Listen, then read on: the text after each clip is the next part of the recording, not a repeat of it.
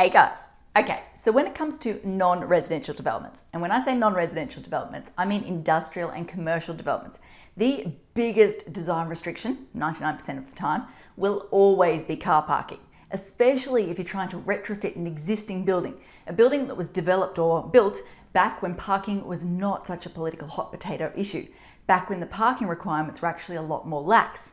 Now, when I'm talking to people about this issue or this fact, they always say to me, oh, but it's okay, Peter, there's plenty of on-street parking. Yeah, I sit there in that moment, I go, oh, that's nice. Oh, you think that's going to change my response? Oh yeah, no, sorry, it doesn't change anything. You need to think of it this way. At the moment, there may not be a parking issue, but who's to say that a lawful use may not move in next door tomorrow that suddenly creates a parking issue?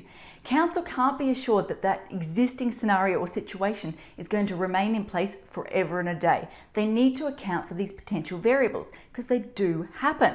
Also, think of it this way. If council was to turn around and go, oh yeah, okay, we'll let you use the on-street parking.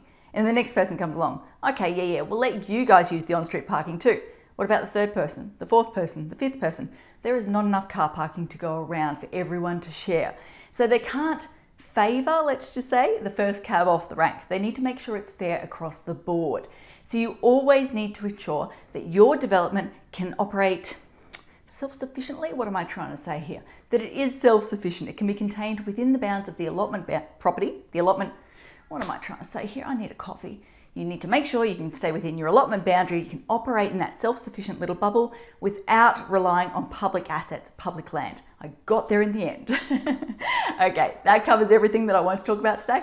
As I always say, until next time, thanks for watching. For all you red tape lovers out there, I have one thing to say. Well, no, actually, I've got three. Number one, the advice provided in these videos is general in nature. It's not site-specific.